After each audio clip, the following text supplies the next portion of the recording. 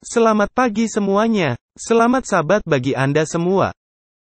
Sangat senang melihat Anda semua bergabung pada pagi hari Sabat yang diberkati ini. Selamat Sabat semuanya. Saya berharap Anda menikmati pagi yang indah sejauh ini. Saya harap Anda bisa bergabung dengan sekolah Sabat yang telah ada, atau bergabung dengan sekolah Sabat petang hari ini, bersama Sah. Saya mengucapkan selamat Sabat bagi Anda dan berkat bagi Anda semuanya. Saya harap Anda siap dengan kesaksian Anda, untuk dibagikan bagi kita bersama. Jika kelompok Anda sudah siap, dan jika ada 10 orang yang sudah siap, tetapi Anda terlalu segan untuk mengetik dalam chat yang ada, jangan ragu-ragu dibagikan kepada teman-teman Anda, pagi ini. Saya tahu, ada yang tidak terlalu suka berbagi secara online. Jangan ragu-ragu untuk membagikan di antara para pemirsa, kesaksian yang telah Allah berikan kepada Anda, dan pengalaman yang Anda alami selama sepekan ini. Dan sebelum saya memberikan kesaksian pagi ini, saya tahu ada dari antara Anda yang meminta saya bernyanyi. Maaf, Anda pasti tidak mau mendengar saya menyanyi. Saya juga tidak suka mendengar nyanyian saya, tetapi ada musik yang bisa Anda lihat atau dengarkan. Tetapi kami akan mengusahakannya secara singkat dalam pelayanan kami di sini. Jadi tidak ada musik spesial kali ini, tetapi jika Anda memiliki kesaksian dengan kelompok Anda, harap dibagikan. Mari kita saling berinteraksi. Dan kalau Anda mempunyai kesaksian, bagikan secara online, saling mendorong semangat satu sama lain. Sedikit pengumuman, untuk pagi ini, kita tidak lagi ada sekolah Sabat. Dan saya tahu, mungkin ini mungkin terlalu terlambat memberikan pengumuman. Tetapi sejak pekan ini ke depannya, tidak ada lagi sekolah Sabat online, yang akan saya bawakan. Yang mengadakan pertemuan pagi ini, dan ada foto-foto yang diposting bagi orang-orang yang telah bergabung dalam sekolah Sabat. Saya ingin memberikan semangat. Turutlah berpartisipasi dalam sekolah Sabat, belajar bersama, dan datang bersama-sama. Dan akan lebih baik dalam lingkup peribadatan keluarga dengan keluarga kita, sebagai ganti menatap kepada layar dan melihat saya sepanjang waktu. Saya pikir akan melakukannya melalui Zoom, dan petang harinya Sah akan mengadakan kelompok-kelompok yang lebih kecil dalam 3 kelompok. Jadi kalau Anda ingin bergabung, lihat link yang ada pada chat Sah. Dan juga pengumuman untuk persepuluhan dan persembahan. Kami tetap meminta anggota-anggota untuk memberikan persepuluhan dan persembahan, meskipun dalam situasi proses uji coba dalam peribadatan online. Tetapi tolong lihat pengumuman mengenai detail bank. Dan jika Anda bisa melakukan transfer elektronik. Tetapi jika Anda bisa pergi ke bank, lakukan saja, karena sekarang kita bisa bepergian, nampaknya mulai memasuki keadaan normal. Jika Anda ingin membayarnya secara cash, bisa melalui mesin ATM. Dan beri keterangan kepada bendahara, Yan dan Lisa, siapa dan untuk apa, persembahan atau persepuluhan. Persembahan apapun, mungkin untuk dana pekerja Alkitab. Jadi harap beri keterangan kepada bendahara, sehingga mereka tidak mesti bertanya-tanya dalam kelompok chat. Siapa yang menyetor, dan untuk apa? Saya juga ingin berterima kasih kepada Anda semua yang telah mendukung para pekerja Alkitab kita. Kita akan memiliki para pekerja Alkitab baru, yang mulai tanggal 1 Juli. Dan kami memiliki rencana-rencana dengan pekerjaan kami, di mana ada 13 pekerja Alkitab, yang akan kami lakukan dengan kelompok dan Sah. Saya merasa bersyukur atas berkat dan penyediaan Tuhan. Dan juga mengawasi kelompok-kelompok kami juga. Tolong doakan kami dan juga untuk kelompok yang lebih besar. Bagi kebutuhan-kebutuhan lain kami juga perlindungan. Jadi, ini adalah pengucapan syukur saya pagi ini, dan ada 2. Yang pertama, saya merasa bersyukur. Ada orang baru yang membagikan pengalamannya malam hari ini, seorang muda. Ini adalah dalam saat-saat terakhir, karena selama 1,5 bulan terakhir. Orang-orang datang kepada saya dan berkata, Pendeta Ben, saya merasa bersyukur dan ingin membagikan, tetapi selama sepekan ini tidak ada. Saya begitu sibuk, sehingga saya lupa. Tetapi kemarin, saya merasa bersyukur, ada orang di menit-menit terakhir, yang saya minta. Saya tahu, kita akan diberkati dengan pekabaran pada malam ini jam 7. Jadi mari bergabung. Pada jam 7 malam ini, kita akan mengadakan penutupan acara Sabat. Dan ucapan syukur yang kedua, Saya merasa bersyukur untuk 10 tahun usia perkawinan saya hari ini. Allah telah memberkati saya dengan istri yang luar biasa. Saya tahu, dia sedang mendengarkan saya sekarang. Dan Allah telah memberi lengkap kehidupan saya. Alkitab berkata, barang siapa yang mendapat istri, mendapat hal baik dan berkat dari Tuhan. Saya telah mendapat hal yang baik, dan Tuhan telah memberkati saya sangat luar biasa dan indah selama 10 tahun usia perkawinan saya. Saya merasa bersyukur karena Allah telah membuat manis kehidupan saya. Dengan istri saya yang luar biasa. 10 tahun, hari ini. Allah itu baik. Jadi, bagi orang-orang yang masih lajang, aku mendoakan kalian semua, barang siapa mendapat istri, mendapat hal yang baik. Mungkin ada yang berpikir tidak perlu punya istri, tetapi, saya hanya ingin memberi renungan seperti yang ada dalam kitab Kejadian pasal 1, yang berkata, Allah membuat kita serupa gambarannya. Lalu dikatakan, Allah menciptakan laki-laki dan perempuan, maka, marilah berdoa untuk perkawinan indah yang sesuai dengan kehendak Allah. Yang bisa membantu gereja kita menjadi seutuhnya dan diberkati. Saya tidak mengatakan hal ini, karena saya lajang. Memang ada juga orang kasim, yang dibuat manusia, atau dibuat Allah.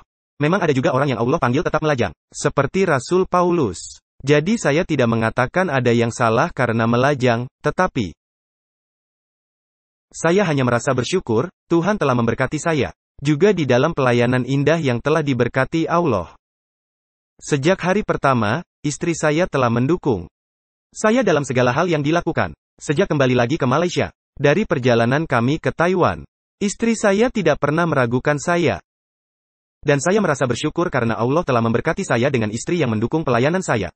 Saya kira, cukup dengan kesaksian-kesaksian. Saya harap Anda membagikan kesaksian Anda secara online. Dan juga bagikan kesaksian Anda dalam kelompok-kelompok Anda. Dan kalau tidak bisa bersaksi dengan siapapun pagi ini, dan tidak bisa mengetik secara online, harap bersaksi di chat WhatsApp, dan chat kelompok. Bersama teman-teman Anda, atau keluarga gereja Anda, atau apapun itu, bersaksilah untuk berkat-berkat Anda. Nah, sebelum membawakan pekabaran, saya mengundang Anda untuk menundukkan kepala. Untuk berdoa. Mari kita berdoa. Bapa Sorgawi, terima kasih banyak. Untuk hari Sabat yang indah ini. Terima kasih, Tuhan, untuk begitu banyak berkat yang sudah Engkau curahkan. Terima kasih Tuhan, untuk kasih karunia dan belas kasihan-Mu. Di mana kami bisa berkumpul pagi ini, untuk mempelajari firman-Mu bersama-sama. Tuhan, ketika kami akan membuka Alkitab-Mu dan membaca tulisan roh nubuat, kami memohon, kiranya Engkau berbicara dengan jelas kepada kami. Tolonglah kami untuk memahami pekabaran-Mu, khususnya firman-Mu. Sehingga bukannya saya yang berkata-kata, melainkan Engkau yang berkata-kata. Dan beri kami suatu kesadaran akan singkatnya waktu. Di mana kami sedang hidup sekarang ini. Di dalam nama Yesus, saya sudah berdoa. Amin. Anda mungkin sudah melihat judul video, yaitu untuk judul khotbah saya pagi ini adalah, berapa cepatnya peristiwa-peristiwa akhir zaman? Dan saya mengambil topik ini dari kutipan yang dibicarakan Ellen White dari buku Testimonies for the Church, volume 9, halaman 11 alinea 2, di mana dia berkata, agen-agen kejahatan sedang menyatukan kekuatan mereka dan memperkuat diri mereka. Mereka memperkuat diri mereka untuk krisis besar terakhir. Perubahan-perubahan besar akan segera terjadi di dunia kita. Dan pergerakan-pergerakan yang terakhir akan sangat cepat. Nyonya White memberitahu kita, bahwa pergerakan-pergerakan yang terakhir dari peristiwa-peristiwa akhir zaman dari sejarah bumi ini, akan berlangsung dengan cepat. Dalam urut-urutan yang cepat, dan pertanyaan yang saya tanyakan kepada Anda pagi ini. Berapa cepat, peristiwa-peristiwa akhir zaman ini? Berapa cepat dan berapa segera, peristiwa-peristiwa itu akan terjadi? Mari kita membuka Alkitab kita pagi ini dalam Kitab Wahyu pasal 17. Ketika kita mengalami lockdown, dan seluruh dunia mengalami pandemik. Saya sering membahas kitab Wahyu pasal 17, dan saya terkejut mendapati banyak orang tidak mempelajari pasal ini, dan tidak terlalu tahu tentang pasal ini. Bahkan orang-orang yang saya pikir sudah sangat maju dalam kebenaran, atau telah berjalan bersama Yesus dalam waktu lama, saya terkejut mendapati mereka tidak melihat area ini, dalam kitab Wahyu pasal 17, yang dinyatakan dengan sangat jelas. Ada hal-hal yang akan kita lihat di dalam Wahyu 17 ini yang tidak lagi baru. Jika kita membaca kitab Wahyu 17, ayat 1, ada hal-hal yang sudah kita ketahui sebelumnya di dalam kitab Daniel. Dan jika Anda belum pernah belajar kitab Daniel, saya menganjurkan Anda mempelajarinya ayat demi ayat. Dan tentu saja kitab Wahyu. Kitab Wahyu pasal 17 ayat 1. Alkitab berkata, "Lalu datanglah seorang dari ketujuh malaikat, yang membawa ketujuh cawan itu dan berkata kepadaku, Mari ke sini, aku akan menunjukkan kepadamu putusan atas pelacur besar, yang duduk di tempat yang banyak airnya." Wahyu 17 ayat 2 Dengan dia raja-raja di bumi telah berbuat cabul. Dan penghuni-penghuni bumi telah mabuk oleh anggur percabulannya. Kita mengetahui di dalam Alkitab, seorang perempuan melambangkan gereja. Tetapi di sini adalah pelacur. Dia bukanlah gereja yang baik. Dan kita mengetahui dari kitab suci, dari kitab Daniel, bahkan pada bagian-bagian awal kitab Wahyu. Gereja yang buruk, yang sudah banyak dibicarakan, adalah gereja Katolik Roma. Gereja ini melakukan perzinahan dengan raja-raja bumi. Kita nanti akan membahas topik ini. Kembali kepada kitab Wahyu pasal 14, yaitu pekabaran malaikat kedua. Kita mengetahui, ketika gereja dan negara bersatu.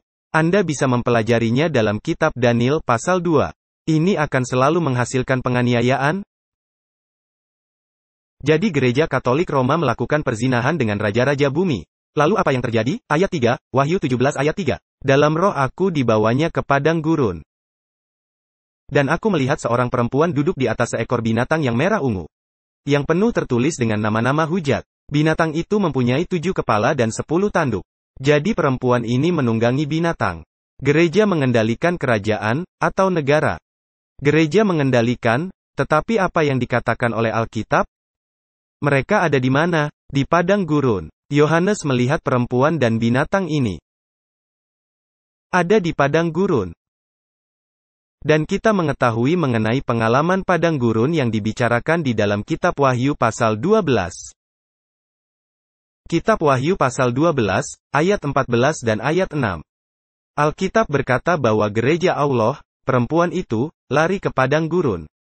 Ke sebuah tempat persembunyian selama 1260 hari.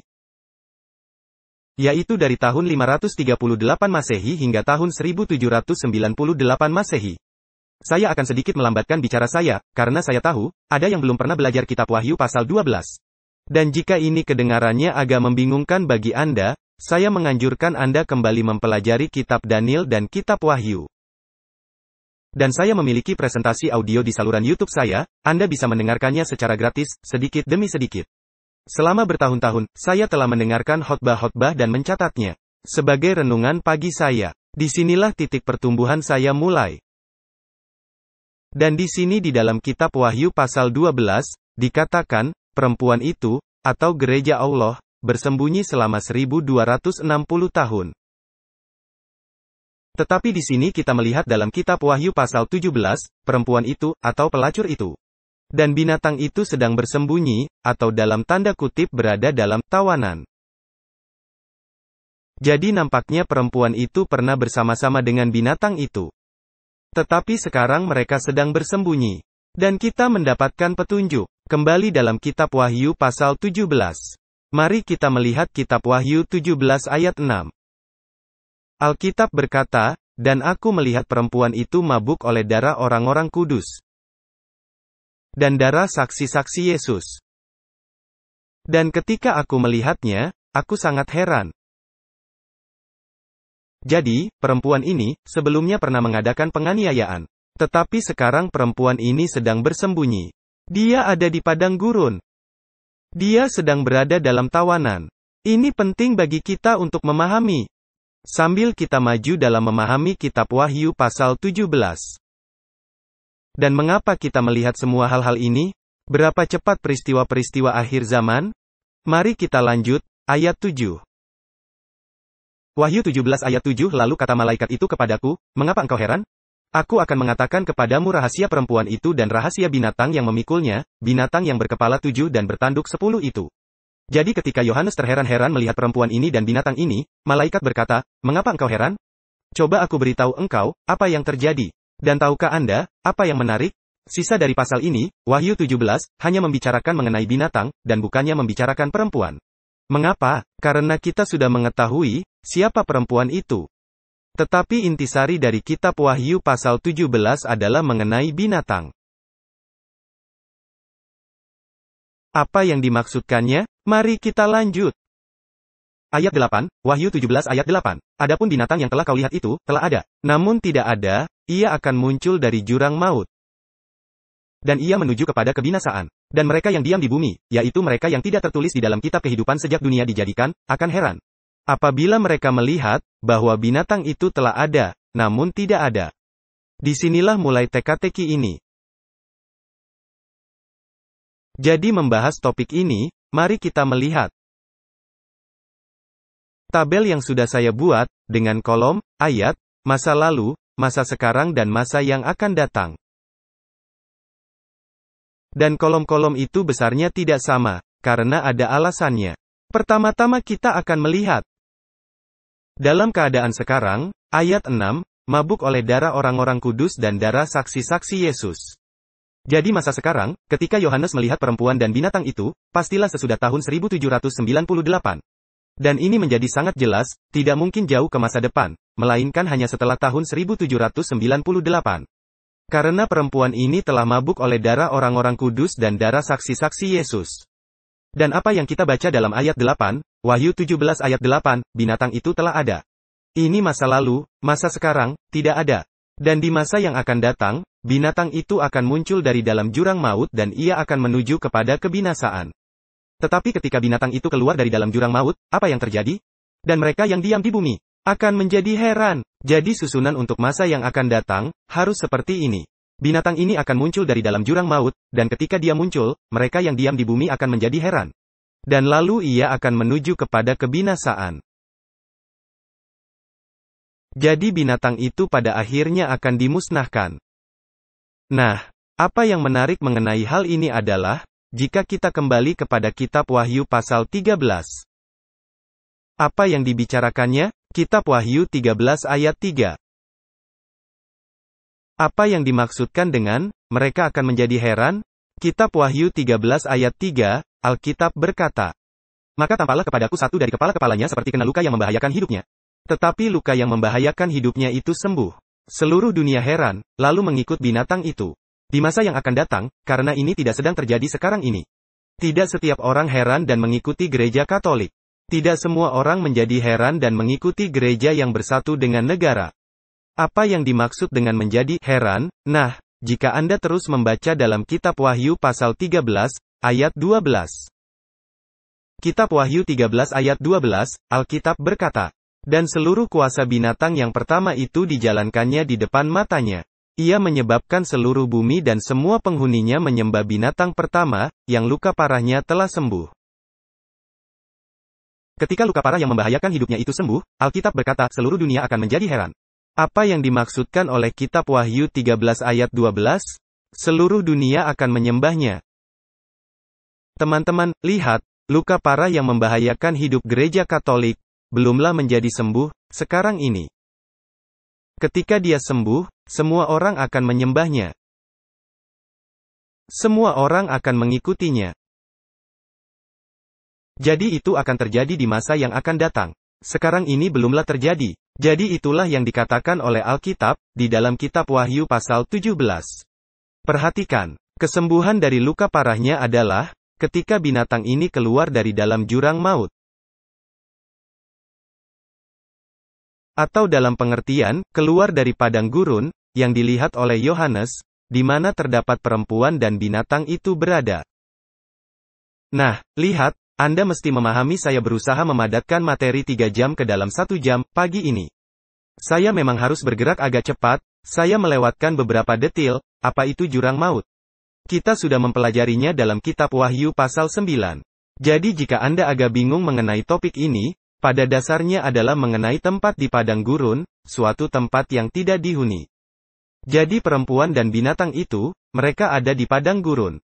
Mereka sedang bersembunyi, mereka tidak bisa dilihat bersama-sama, sejak tahun 1798. Tetapi ketika mereka keluar dari padang gurun, apa yang akan terjadi? Seluruh dunia akan menyembahnya. Yang berarti sekarang ini, hanya perempuan yang terlihat, dan bukannya kekuasaan binatang itu. Tidak ada kekuasaan politik yang memaksa siapa saja untuk beribadat pagi ini.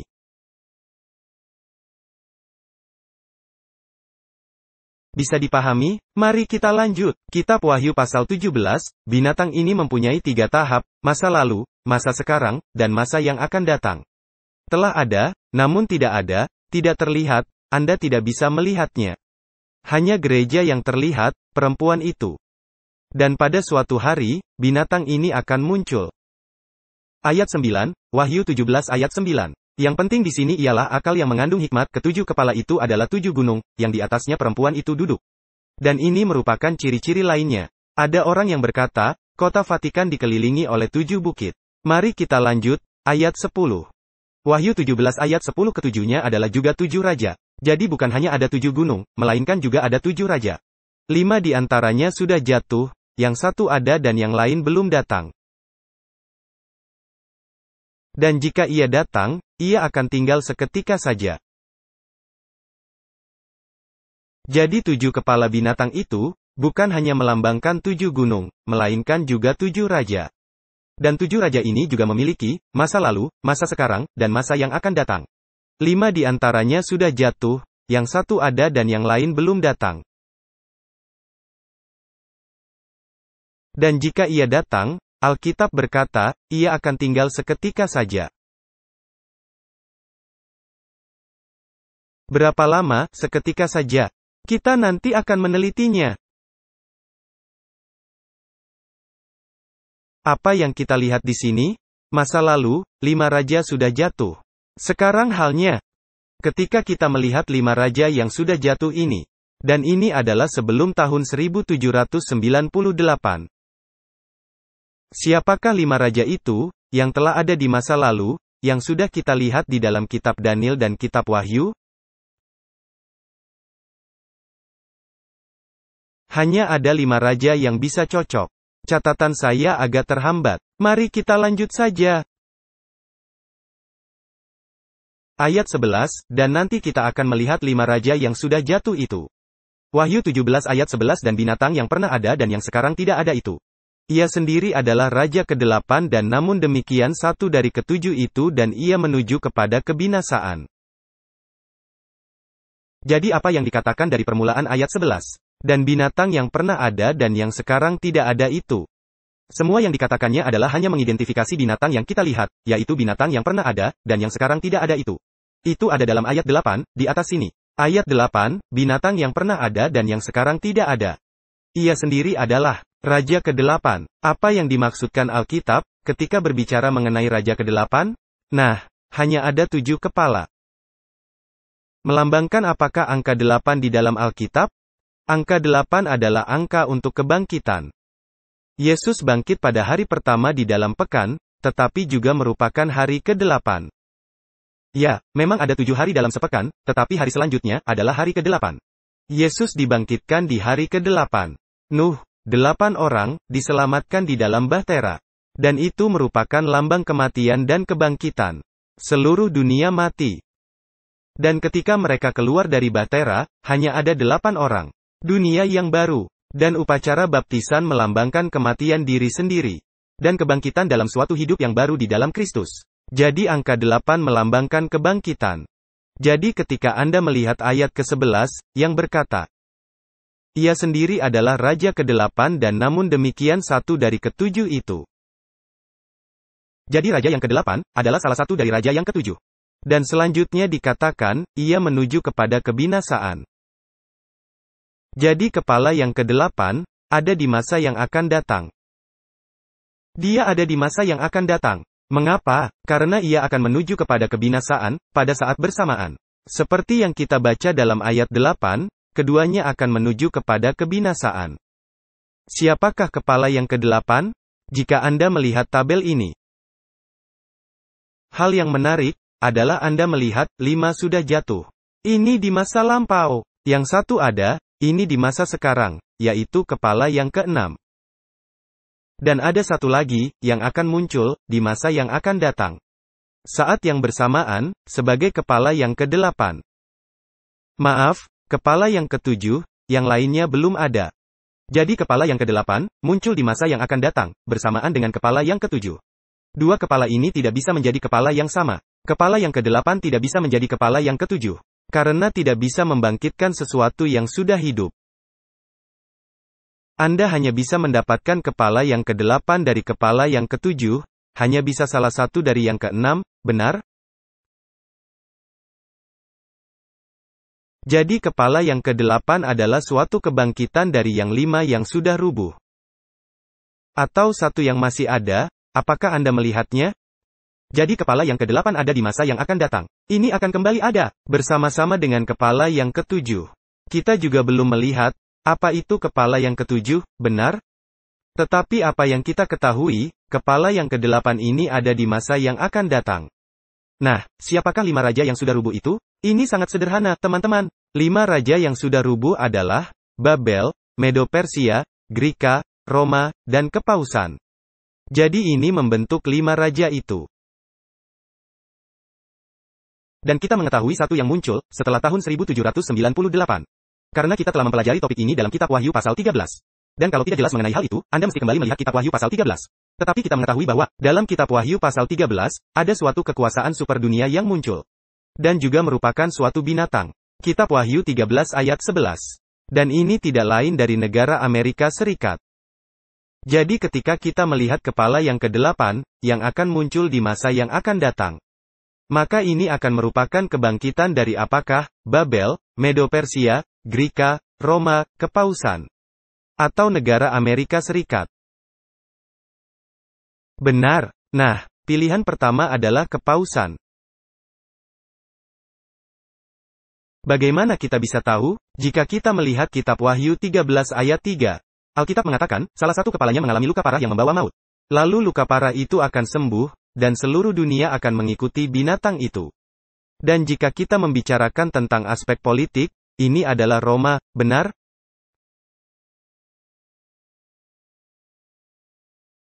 Tetapi bisa juga melambangkan negara Amerika Serikat. Ketika Anda melihat kepala yang ke-6, yang ada, ini adalah negara Amerika Serikat. Ini bisa melambangkan Amerika, karena Amerika.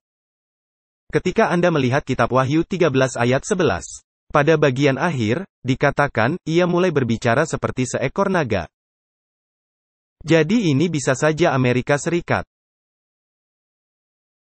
Nah, saya tidak ingin berdebat, kepala yang mana, karena kita mengetahui, salah satunya akan kembali di masa yang akan datang. Untuk membawa kembali kekuasaan kepada perempuan yang menunggangi binatang.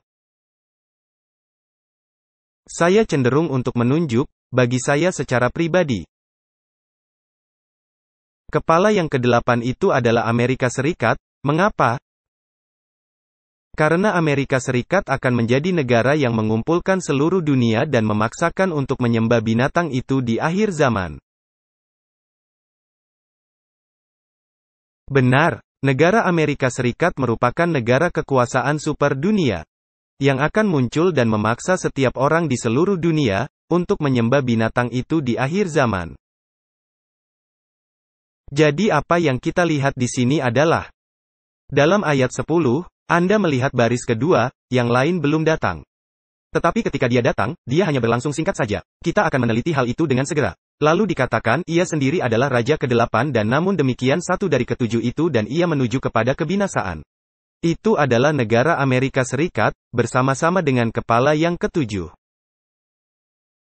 Jadi, teman-teman, sekarang mari kita meneliti kepala yang ke-7 ini. Ayat 12, Alkitab berkata. Wahyu 17 ayat 12 dan ke-10 tanduk yang telah kau lihat itu adalah 10 raja. Yang belum mulai memerintah. Tetapi 1 jam lamanya mereka akan menerima kuasa sebagai raja, bersama-sama dengan binatang itu. Jadi, apa ini? Ini adalah membicarakan tentang masa yang akan datang. Ayat 12. Ke-10 tanduk itu belum mulai berkuasa. Ini masa sekarang, tetapi mereka akan menerima kuasa sebagai raja. 1 jam lamanya, bersama-sama dengan binatang itu. Ini adalah masa yang akan datang, teman-teman. Jadi dari apa yang sudah kita pelajari sejauh ini, masih akan terjadi di masa yang akan datang, ketika pada suatu hari, binatang itu akan muncul dari dalam jurang maut. Dan semua orang akan menyembah binatang itu. Materi yang sudah kita lihat dalam kitab Wahyu pasal 17, akan terjadi di masa yang akan datang. Ketika luka parah yang membawa maut itu akan pulih, tanda binatang akan muncul. Dan masa kekuasaan dari 10 tanduk yang melambangkan 10 raja, akan terjadi di masa yang akan datang. Tetapi tahukah Anda apa yang dikatakan di dalam ayat 12? Dikatakan, dan ke-10 tanduk yang telah kau lihat itu adalah 10 raja, yang belum mulai memerintah kerajaan berbentuk tunggal. Tetapi kemudian apa yang terjadi? Ayat 13, mereka saya sekata. Kekuatan dan kekuasaan mereka berikan kepada binatang itu. Teman-teman, tahukah Anda ke-10 tanduk ini, semuanya ada di atas kepala yang ke-7? Benar, saya tahu, saya terlalu cepat. Coba saya berikan kembali ulasannya. Perempuan itu duduk di atas binatang. Dan binatang ini memiliki 7 kepala, benar? Kita mengetahui perempuan itu adalah Gereja Katolik Roma, ini merupakan bagian keagamaan, dari gambar yang akan menganiaya di masa yang akan datang. Binatang adalah lengan politik, yang akan memberi kuasa kepada perempuan, untuk melakukan penganiayaan di masa yang akan datang. 5 raja sudah rubuh, Babel, Medo-Persia, Greka, Roma, Kepausan. Yang satu masih ada, negara Amerika Serikat. Yang lain, belumlah tiba, tetapi ketika dia tiba, dia akan berkuasa dalam waktu singkat, bersama-sama dengan salah satu dari kepala yang lain. Yang akan memerintah bersama-sama, raja yang ke-7 dan raja yang ke-8. Di atas kepala yang ke-7, ada 10 tanduk. Dan 10 tanduk ini memiliki pikiran yang sama, saya sekata. Mereka, 10 tanduk ini, akan memberikan kekuasaannya dan kekuatannya kepada binatang itu. Teman-teman, masih tetap ada 10 raja. Tetapi yang bukan merupakan satu kerajaan yang sebenarnya, literal. Tetapi memiliki pikiran yang sama, untuk melakukan hal yang sama, di mana pada suatu hari akan menganiaya umat-umat Allah dan memaksa mereka untuk menyembah. Tahukah Anda, teman-teman, masa yang akan datang yang dibicarakan di sini? Ini adalah tanda binatang. Atau dengan sederhana saya dapat mengatakannya sebagai, ketika seluruh dunia akan dipaksa untuk menyembah. Pada suatu hari tertentu, yang melawan meterai Allah. Yang sudah kita pelajari di waktu lampau, yang adalah Sabat hari ke-7. Jadi apakah tanda binatang itu, teman-teman? Ini tidak lain adalah undang-undang hari Minggu, dan setiap orang akan dipaksa untuk beribadat. Pada hari khusus ini, di masa yang akan datang, dan seluruh dunia akan memaksa orang-orang untuk melakukannya. 10 raja, melambangkan seluruh dunia. Dari mana saya tahu? Dalam kitab Daniel pasal 7, naga memiliki 10 tanduk di atas kepalanya. Tetapi bukan tanduk yang sama, seperti yang kita lihat di sini. Tanduk-tanduk itu melambangkan suku-suku Jerman, di benua Eropa kuno. Yang dikenal sebagai dunia pada masa itu. Dan sekarang, 10 tanduk itu, adalah dunia yang ada sekarang, yaitu seluruh dunia. Anda bisa memahami, jadi 10 tanduk dalam kitab Daniel 7, adalah dunia pada masa itu. Dan dalam kitab Wahyu pasal 17, 10 tanduk adalah dunia yang kita kenal sekarang, yang adalah seluruh dunia. Karena kita sudah menemukannya dan mengeksploitasinya. Seluruh dunia akan dipersatukan. Dan apa yang mempersatukannya? Salah satu dari 6 kepala akan muncul dengan kepala yang ke-7, yaitu yang ke-8. Negara Amerika Serikat, akan muncul bersama-sama seluruh dunia. Mereka akan memiliki satu pemikiran. Dan mereka akan memberikan kekuatan dan kuasanya kepada binatang itu. Untuk melakukan apa? Bukan untuk perdamaian dunia, melainkan untuk menganiaya umat-umat Allah. Teman-teman, masa itu ada di masa yang akan datang. Dan saya akan menunjukkan bagaimana cepatnya, semua peristiwa-peristiwa ini akan terjadi. Berapa cepat, undang-undang hari Minggu akan muncul? Jika Anda kembali ke ayat 12. Alkitab mengatakan di situ, 1 jam lamanya. Dan kita mengetahui, ketika kita mempelajari nubuatan, 1 hari sama dengan 1 tahun. Atau 1 hari sama dengan 360 hari. Karena itu yang dinyatakan oleh 1 tahun. Jadi 1 jam adalah membagi 360 dengan 24, karena ada 24 jam dalam 1 hari. Kita mendapat 15 hari. Anda bisa melihatnya, teman-teman, 15 hari. Untuk selama 15 hari, seluruh dunia akan menerima kuasa sebagai seorang raja. Dan mereka akan memberikan kekuatan dan kuasanya kepada binatang itu. Untuk melakukan apa? Untuk menganiaya. Mereka memiliki 15 hari. Atau setidak-tidaknya, seperti yang dinyatakan oleh Alkitab, bahwa tanda binatang hanya akan berlangsung selama 15 hari. Kitab Matius pasal 24 mengatakan, kecuali hari-hari itu dipersingkat. Tidak akan ada yang selamat, bahkan umat pilihan pun juga tidak. Bahkan tidak akan ada umat 144.000 orang, jika masanya lebih panjang dari masa itu. Apa Anda bisa memahaminya? Seluruh dunia akan bersatu menentang umat-umat Allah. Mereka tidak memerlukan waktu yang panjang, untuk membinasakan kita. 15 hari, itu saja yang akan terjadi. 2 pekan ditambah 1 hari. Adalah lamanya waktu bagi tanda binatang untuk berlangsung. Setidak-tidaknya, itulah yang dinyatakan oleh Alkitab. Saya mengetahui apa yang dikatakan oleh kitab Wahyu pasal 10, tidak ada lagi waktu nubuatan. Tetapi ini nampaknya yang ditunjukkan, tidak lebih dari 1 tahun, bahkan tidak lebih dari 1 bulan. Dan bisa saja tidak tepat 2 pekan ditambah 1 hari. Tetapi yang saya tahu, ini akan berlangsung singkat saja. Jangan berpikir penganiayaan akan berlangsung selama berbulan-bulan atau bertahun-tahun. Oh, tanda binatang akan segera datang, hukum hari Minggu, saya akan berhenti bekerja. Saya hanya akan duduk di rumah, seperti masa pandemik ini. Tidak, teman-teman. Ketika tanda binatang datang, bukan sekedar tidak bekerja pada hari Minggu, dan harus beribadat pada hari itu, tetapi mereka akan mencari Anda, dan memburu Anda, untuk membunuh. Pahamkah Anda akan hal ini? Itu bukan merupakan masa perdamaian. Itu bukan masa lockdown. Jangan berpikir kita memiliki waktu selama itu, ketika tanda binatang muncul, teman-teman. Ketika Anda melihat hal-hal itu, tibalah saatnya untuk lari. Bahkan jangan masuk ke dalam rumah, untuk mengambil jaket. Atau bahkan pulang ke rumah untuk mengambil paspor. Hanya lari saja, teman-teman. Apakah Anda memahami hal ini? 2 pekan ditambah 1 hari. Memang sebelum masa itu, akan ada denda, pemenjaraan, bujukan, dan ada hal-hal yang membawa kepada tanda binatang. Tetapi teman-teman, jika tiba kepada undang-undang hari Minggu secara nasional, dan masa penganiayaan, dan dekrit kematian, teman-teman, itu hanya berlangsung 2 pekan ditambah 1 hari. Apa yang saya katakan adalah, ketika Anda melihat undang-undang hari Minggu datang, dan Anda tidak siap, ini akan terlalu terlambat. Apakah Anda memahami hal ini? Ini bukanlah seperti, oh, saya lihat undang-undang akan segera datang, maka sekarang saya bersiap-siap. Tidak seperti itu, teman-teman. Allah memberi kita tanda-tanda untuk bersiap. Ini adalah sakit bersalin, permulaan penderitaan, seperti yang dibicarakan di dalam kitab Matius pasal 24. Ketika sakit bersalin itu mulai, teman-teman, maka sekaranglah waktunya untuk bersiap-siap. Ketika sakit bersalin mulai untuk istri saya, untuk anak perempuan saya yang pertama, Emma. Itu mulai 4 hari sebelum kelahirannya. 4 hari.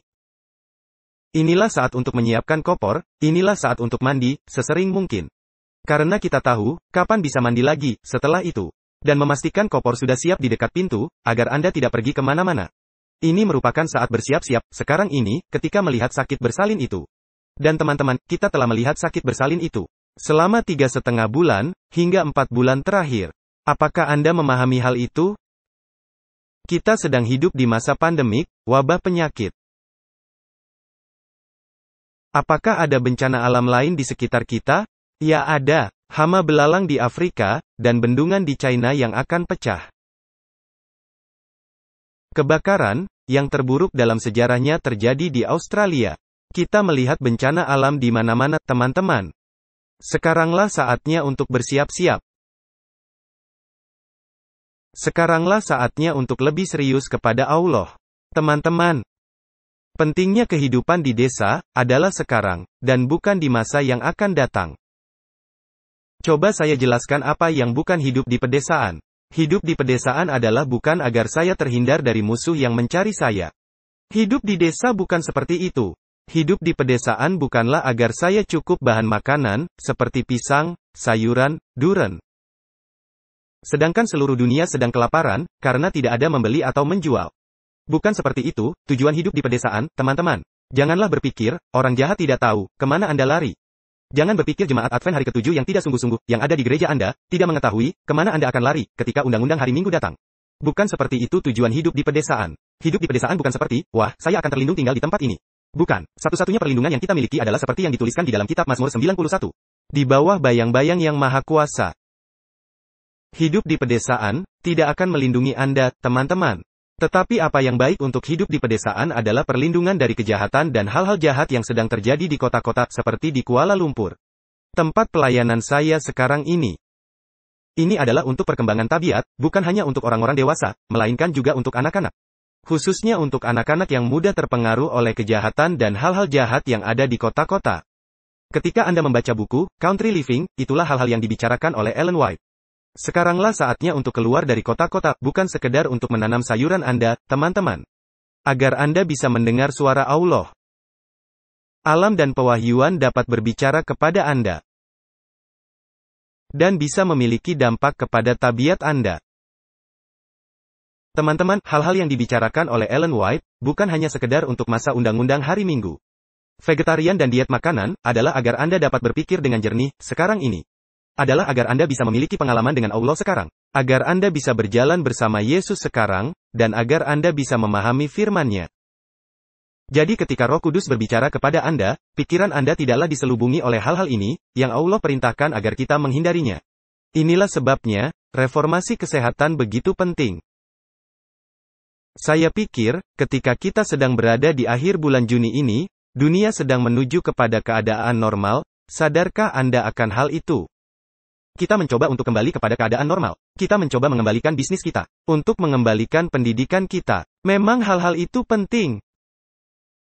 Tetapi kehidupan dan perjalanan kita bersama Yesus, bukan sekedar harus kembali normal, melainkan harus lebih ekstrim. Jika sebelumnya Anda hanya 1 jam bersama Allah, sekarang Anda mesti 2 jam. Karena sekarang adalah masa persiapan. Sekaranglah masa kita menyiapkan diri kita menghadapi hal yang akan menimpa dunia. Sebagai suatu kejutan yang mengagetkan. Sekaranglah waktunya, kita harus bersiap. Ada di antara kita yang begitu terbenam dalam pekerjaan dan studi kita. Teman-teman, pandemik ini yang baru saja terjadi, harus mengingatkan kita. Agar pengalaman kita dengan Allah harus lebih mendalam. Dalam kitab Matius pasal 25, perumpamaan tentang 10 gadis. Semua 10 gadis itu, tertidur. Semuanya tertidur. Ini adalah gadis-gadis. Mereka adalah orang-orang yang mengikuti Allah dan mengasihi Allah. Mereka semuanya tertidur. Apa perbedaan antara yang bijak dan yang bodoh? Mari kita membuka kitab Matius pasal 25. Mari membuka kitab Matius 25 ayat 5. Matius 25 ayat 5, Alkitab berkata, tetapi karena mempelai itu lama tidak datang-datang juga, mengantuklah mereka semua lalu tertidur. Matius 25 ayat 6 waktu tengah malam terdengarlah suara orang berseru, mempelai datang. Songsonglah dia, gadis-gadis itu pun bangun semuanya lalu membereskan pelita mereka. Matius 25 ayat 8 gadis-gadis yang bodoh berkata kepada gadis-gadis yang bijaksana, berikanlah kami sedikit dari minyakmu itu. Sebab pelita kami hampir padam. Tetapi jawab gadis-gadis yang bijaksana itu, tidak. Nanti tidak cukup untuk kami dan untuk kamu. Lebih baik kamu pergi kepada penjual minyak dan beli di situ. Teman-teman, sejak tahun 1844, kita telah hidup dalam masa penundaan. Seruan tengah malam datang. Dan Yesus tidak datang, seperti yang kita harapkan, dan kita semua tertidur. Dan sekaranglah masa waktu penundaan itu. Dan Yesus akan segera datang. Dan perbedaan antara gadis-gadis bijak dan gadis-gadis bodoh, adalah bahwa gadis-gadis bijak memiliki minyak cadangan. Mereka memiliki minyak cadangan. Dan bukannya mereka tidak mau berbagi, melainkan karena tidak akan cukup bagi mereka berdua. Teman-teman, kita tidak bisa mendapatkan minyak cadangan ini dari orang lain. Tidak dari gereja, tidak dari kepemimpinan, tidak dari orang manapun. Tidak dari ibumu, atau bapamu, atau dari pasanganmu. Tetapi, teman-teman, kita mesti mendapat pengalaman ini melalui diri kita sendiri. Dan apa yang diartikan dengan minyak ini? Mari kita lihat apa yang dikatakan oleh pena inspirasi. Buku Christ Object Lessons, Perumpamaan Tuhan Yesus, halaman 408, alinea 2. Mereka tidak memiliki minyak dalam buli-buli mereka dengan pelita mereka. Mereka kekurangan, atau tidak memiliki Roh Kudus. Jadi pelita itu apa, yang memberikan terang? Itu bukanlah Roh Kudus, melainkan kebenaran. Teman-teman, kita mesti menyembah Allah dalam roh dan kebenaran. Tidak bisa hanya salah satu. Ada di antara kita yang memiliki pengetahuan mengenai Alkitab, tetapi kekurangan Roh Kudus. Lihat ini, Nyonya White melanjutkan, halaman 408, alinea 3, tanpa roh Allah. Suatu pengetahuan akan firman-Nya tidak bermanfaat. Teori kebenaran, yang tidak disertai oleh Roh Kudus, tidak bisa mempengaruhi jiwa atau menyucikan hati. Anda melihatnya, kita mesti memiliki firman Allah, ini penting. Tetapi juga kita harus memiliki Roh Kudus. Seseorang bisa saja memahami perintah-perintah dan janji-janji yang ada di Alkitab.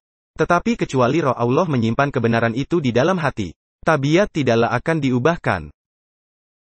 Tanpa penerangan dari Roh Kudus, manusia tidak bisa membedakan kebenaran dari kesalahan. Dan mereka akan jatuh kepada pencobaan setan yang dahsyat. Teman-teman, tidaklah cukup hanya memiliki Alkitab, kita mesti memiliki Roh Kudus. Anda bisa saja memiliki pengetahuan akan kebenaran. Ada dari antara Anda yang datang ke Dah dan Sah, dan jika kami tidak terlalu mengenal Anda, kami duduk bersama Anda, dan mendengar Anda. Meskipun Anda bertumbuh sebagai penganut Advent, dan telah dibaptis, tetapi Anda tidak setia, teman-teman Anda mesti kembali mempelajari doktrin. Apa itu doktrin? Ini adalah kepercayaan mendasar dari gereja Advent. Hal-hal seperti apa? Pertobatan, pengakuan, penciptaan, kealahan, bagaimana dosa masuk ke dalam dunia, hukum Allah, hari Sabat, diet, nubuatan. Anda harus mempelajari semua itu, karena sekedar pengetahuan akan kebenaran tidaklah cukup. Kita juga harus memiliki Roh Allah. Tidaklah cukup hanya memiliki kebenaran Alkitab. Kita harus berdoa untuk Roh Kudus. Di tempat kami, di gereja kami, telah diadakan serangkaian pekabaran Injil selama 4 tahun, hingga 5 tahun sekarang. Dan mungkin dari antara Anda yang menjadi penat dan berkata, wah, kita tidak mesti menghadiri ceramah penginjilan. Saya sudah mengetahuinya, saya sudah mendengar tahun lalu, 2 tahun lalu. Saya bisa memberitahu pendeta, atau penceramah, ayat apa yang akan muncul. Saya tahu ayat itu. Teman-teman, ini bukan sekedar pengetahuan akan kebenaran. Karena Roh Allah akan membawa Anda ke sana. Mengapa? Karena ada teman yang mesti mendengar. Ini tidak lagi mengenai diri Anda. Bukan lagi mengenai apa yang Anda ketahui, apa yang Anda perlukan, melainkan mengenai apa yang diperlukan dunia. Anda bisa memahaminya, teman? Apa yang mesti kita lakukan pada masa sekarang? Kita mesti menyimpan minyak cadangan. Roh Kudus. Perhatikan, pena inspirasi tidak pernah berkata, karena firman Allah. Hanyalah Roh Kudus yang akan menyimpan kebenaran di dalam hati kita. Pagi ini, ketika Anda mendengarkan, mungkin ada di antara Anda yang sedang membaca Alkitab. Mungkin bahkan banyak membaca Alkitab. Mungkin tamat membaca Alkitab setiap tahun. Dan Anda mungkin telah banyak melewatkan waktu membaca firman Allah, dan bahkan Anda mungkin telah menghafal 10 perintah Allah, yang saya minta, selama masa pandemik ini. Dan ini merupakan suatu aktivitas yang baik dan mulia, yang mesti kita lakukan. Kita juga tidak bisa diselamatkan tanpa firman Allah. Tetapi kita mesti memiliki Roh Kudus, yang akan menyimpan kebenaran dalam hati kita. Hari ini saya tidaklah berbicara mengenai orang-orang yang tidak percaya, atau penganut Buddha. Saya sedang berbicara kepada orang-orang Kristen, yang dilambangkan oleh 10 gadis. Apakah Anda memahami hal ini? Ini adalah orang-orang yang ada di dalam gereja, yang terbiasa pergi ke gereja, yang terbiasa dalam melewatkan waktu membaca firman Allah. Tetapi ada aspek kecil, yang mungkin hilang. Dan penyebabnya adalah karena kita tidak berdoa. Kita tidak berdoa. Kita tidak berdoa, teman-teman. Karena tidak ada cara lain untuk mendapat Roh Kudus, kecuali dengan memintanya. Atau mungkin karena pengalaman kekristenan Anda tidak memadai. Ben, aku sering mendengar, engkau berbicara mengenai Alkitab, membaca Alkitab. Tetapi hal ini tidaklah menolong saya. Dan sebabnya tidak menolong Anda, karena Anda tidak berdoa. Hanyalah ketika Anda meminta Roh Kudus. Hanyalah ketika pencobaan datang, dan Anda melayangkan doa Allah. Penuhi pikiran saya, hanya dengan hal-hal baik, dan bukan yang buruk. Jika kita mau berdoa dengan hati dan pikiran kita, terus terang saja, firman Allah akan hidup dalam kehidupan kita. Ini bukan sekedar membaca Alkitab, teman-teman. Bukan sekedar, kebenaran akan membawa kita sejauh ini. Tetapi belum cukup untuk membawa kita pulang. Anda memerlukan 2 hal ini, firman Allah dan Roh Allah. Kita memerlukan 2 hal itu, agar kita hidup, karena seperti dikatakan Nyonya White. Seseorang bisa saja terbiasa dengan perintah-perintah dan janji-janji dari Alkitab. Tetapi kecuali Roh Allah menyimpan kebenaran itu dalam hati, tabiat tidak akan diubahkan. Teman-teman, seperti apakah tabiat Anda? Bagaimana reaksi Anda dalam masa penundaan, dalam ujian-ujian, dalam situasi-situasi yang sulit? Apakah Anda bisa bersabar? Apakah Anda bisa berbaik hati? Apakah Anda masih bisa lemah lembut? Apakah Anda masih memiliki kasih Allah, yang berkobar-kobar di dalam hati Anda? Apapun situasi yang Anda alami, teman-teman, kita lebih memerlukan roh Allah sekarang ini. Saya ingin mendorong kalian semua. Di situs Dah, kita mengadakan pertemuan doa setiap hari Selasa malam. Kita telah mendapat masukan, ini terlalu lama. Kita sudah memotongnya. Saya mencoba tidak memberi Anda alasan untuk tidak bergabung. Situs sah, bisa lebih banyak lagi orang yang bisa bergabung dalam permintaan doa. Tetapi kita harus berdoa. Kita harus berdoa bersama-sama. Saya menghargai semua pekerja Alkitab kita. Tahukah Anda para pekerja Alkitab dalam Sah Endah? Mereka telah mendoakan masing-masing Anda, setiap pekan selama beberapa bulan yang telah lewat. Masing-masing dari Anda yang pernah berada di Dah dan Sah. Mereka semua ada di Kuala Lumpur. Mereka sedang mendoakan Anda, setiap pekannya, dan bukan hanya itu, mereka juga telah berpuasa bagi Anda. Dan saya tahu, ketika kita berdoa kepada Allah, pujian kita tidak kembali dengan kosong. Beberapa di antara Anda mesti mulai berdoa, mulai hari ini. Beberapa di antara Anda belum membuat komitmen, dengan berkata, Allah, saya ingin bergabung dalam permintaan doa. Ikutlah terlibat dalam doa. Dalam SACHS kita memiliki kelompok-kelompok yang berdoa bersama-sama. Dan mungkin dalam beberapa kelompok ini, Anda berhenti. Sekaranglah waktunya untuk kembali memulai. Teman-teman, dalam masa pandemik ini, di mana seluruh dunia sedang mencari suatu solusi kecil yang bisa membuat kita sembuh, dan agar membuat kita tidak lagi takut. Teman-teman, kita mesti bersiap-siap. Kita mesti memulai menyimpan minyak tambahan. Kita mesti berdoa meminta Roh Kudus. Kita mesti berdoa, teman-teman. Tidak ada cara lain. Kita mesti berdoa. Dan kecuali kita telah siap hari ini. Dan kecuali kita rela melakukan usaha tambahan, untuk memperoleh berkat tambahan itu. Kita akan tidak sempurna, sama sekali. Adalah tidak mungkin bagi kita untuk bisa mencapai sorga. Dan ini bukan hanya untuk akhir zaman, teman-teman. Tanpa roh Allah, tidak seorang pun yang dapat diselamatkan. Tetapi ini mesti berjalan bersamaan dengan kebenaran. Kita mesti memiliki dua hal ini. Ini adalah pengalaman di tempat yang kudus. Meja roti sajian adalah Alkitab. Roh Kudus adalah 7 kaki Dian. Mezbah pedupaan adalah doa. Apakah Anda bersedia bergabung dengan kami untuk berdoa, teman-teman? Saya hanya berharap dan berdoa lebih banyak Dah yang bergabung dan berdoa. Bukan hanya untuk keperluan Anda, melainkan untuk suatu keperluan yang terbesar, Roh Kudus.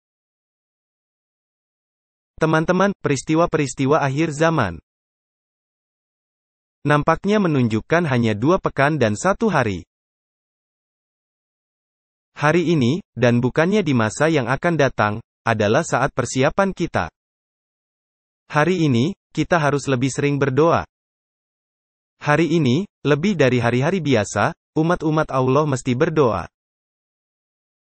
Dan ketika kita mulai berdoa, pekerjaan akan datang. Karena Roh Kudus yang akan menunjukkan kepada kita, kemana harus pergi, kepada siapa harus berbicara, dan apa yang harus dikatakan. Allah yang akan membimbing kita. Jika kita berdoa, saya tahu, akan ada lebih banyak pengkhotbah online. Jika kita berdoa, kita akan lebih banyak memiliki siswa yang belajar Alkitab.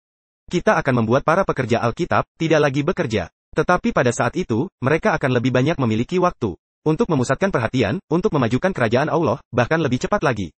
Jika umat-umat Allah berdoa, Yesus akan datang dengan segera. Maukah Anda bergabung dengan saya dalam doa?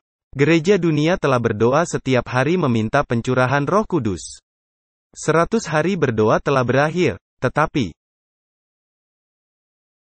tidaklah berarti kita mesti berhenti berdoa. Roh Kudus belumlah datang. Masih ada kesempatan untuk berdoa, bahkan hari ini. Mengapa tidak menyisihkan waktu setiap hari untuk berdoa bagi pencurahan hujan akhir? Mengapa tidak memastikan Anda memperkuat perjalanan Anda bersama Allah, dan memastikan Anda membaca Alkitab, dan berdoa setiap hari? Dan teman-teman, jika semua kita melakukan hal itu, betapa segera Yesus akan datang. Dan mengakhiri kesedihan dan penderitaan untuk selamanya. Kita harus berdoa, teman-teman. Kita harus berdoa hari ini seperti yang belum pernah sebelumnya. Jangan lupa, dunia akan segera kembali normal. Kita harus meningkatkan usaha kita untuk lebih berjalan bersama Yesus lebih lagi. Mari kita menundukkan kepala, Bapa Sorgawi, Tuhan. Kami mengetahui alasan, mengapa Engkau belum datang. Kami telah terlalu asyik dengan pekerjaan kami. Kami bahkan terlalu asyik pergi ke gereja, dan membuat kegiatan gereja. Tidak menyadari bahwa Engkau menghendaki umat-umat-Mu untuk berdoa. Tuhan, tolong kami untuk melihat hal itu. Bukalah mata kami, tolonglah kami untuk menyadari. Tolonglah kami agar melakukan usaha terbaik kami untuk menguji Engkau, Tuhan. Untuk melihat adanya perubahan hidup kami, jika kami mau berdoa. Bapa, tolong kami, di dalam pekan yang baru ini. Tolonglah kami untuk lebih banyak melewatkan waktu dengan berdoa. Lebih lagi, dari yang sebelumnya. Karena saya tahu, Tuhan, pada masa penghakiman, semua alasan tidak akan berlaku. Bapa, tolong agar kami lebih mencari wajah-Mu dengan lebih bersungguh-sungguh, dalam pekan ini. Tolonglah kami, agar lebih dekat kepadamu dalam pekan ini. Tolonglah agar semangat dan api dari Roh Kudus-Mu dan dari firman-Mu berkobar di dalam hati lebih lagi, di dalam pekan ini. Tuhan, tolonglah kami agar tidak melupakan akan kedatangan-Mu yang segera. Semua tanda-tanda sudah terlihat, dan ketika dunia kembali menuju normal, tolonglah kami agar tidak kembali berpuas diri. Melainkan pengalaman kami dengan-Mu akan lebih dalam dari yang sebelumnya. Tuhan, ajari kami untuk berdoa, pekan ini. Kami berdoa di dalam nama Yesus. Amin. Allah memberkati Anda, teman-teman. Terima kasih telah bergabung pada hari ini. Saya mengucapkan selamat sore hari Sabat. Dan harap bergabung kembali malam ini, ketika kami akan menutup hari Sabat bersama-sama. Suatu waktu dari hari ini, di suatu tempat, sediakan waktu. Pergi ke halaman, ke toilet, ke kamar Anda, atau apapun itu, berhentilah sejenak. Dan berdoalah, Allah berikan Roh Kudus-Mu. Kita memerlukannya lebih dari yang sudah-sudah. Allah memberkati Anda, teman-teman. Dan saya berharap bisa berjumpa lagi jam 7 malam ini. Sampai bertemu lagi. Selamat Sabat.